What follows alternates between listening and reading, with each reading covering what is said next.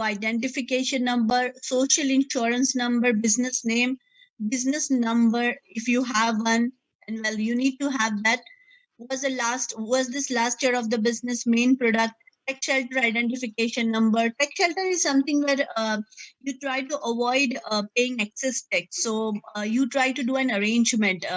There can be a couple of arrangement where somebody is gifting you the property. So in that case, the tax liability reduces. Or when you acquire a property from somebody else, they are gifting you and they have enough losses, so they are anyways not meant to pay higher taxes on that case. That is so.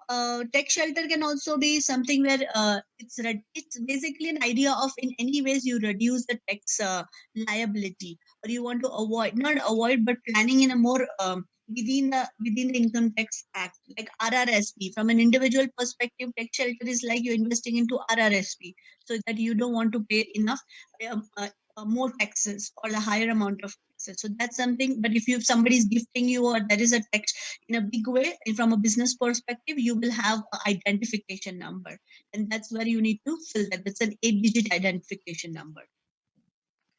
Partnership business in number, you have if you have a partnership, so you will have to fill another extra form if in that case.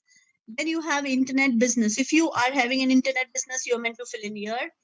If you are not having an internet business, that's okay, you have to go further. So part 3A deals with business income, and part 3B deals with professional income. Part 3A is about dealing with any gross business or sales. So there'll be some GST parts as well here in terms of part 3A and professional income. So they're quite similar. Business income and professional. Professional income is more like how you earn it as an accountant or architect or any dentist, so you are having your own profession.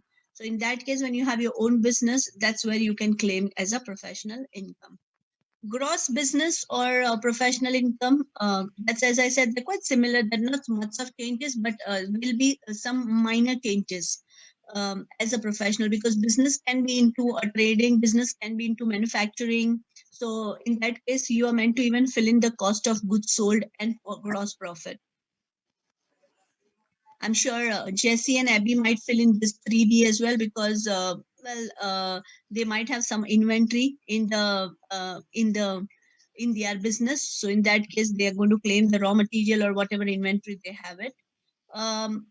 Net income or losses. So you are able to deduct you're able to get so many deductions if you are having a business, and you can claim all the deductions in this case, in pertaining to your business, not anything which is for the personal purpose. So in that case, we'll be looking at some of the individual, not all, but some of the individual business expenses: advertising, meals, bad debts, insurance, interest and bank charges, business taxes, license, office expenses, office stationery and supplies, professional fees, management and administration fees, rent, repairs and maintenance, salaries, property tax, travel expenses, utility, fuel cost, delivery, motor vehicle expenses, CCA, and other expenses. And then comes your net income.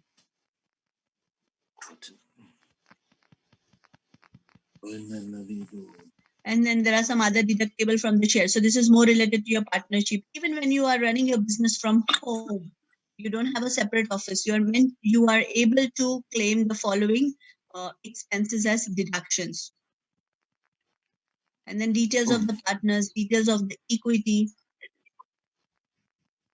Then there is a proper capital cost allowance charge. Now, when you are, guys, mute yourself if you feel or if you get to know that you're making some noise. I'm going to mute now, but make sure you mute yourself, okay?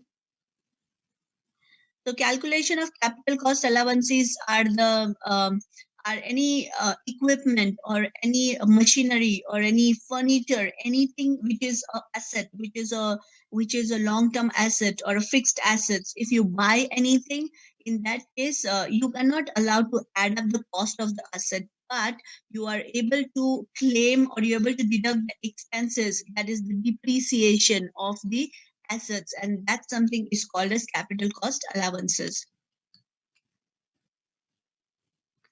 So even if you you are allowed even to use a motor vehicle, so how are you going to calculate the expenses? We'll be having a look at it.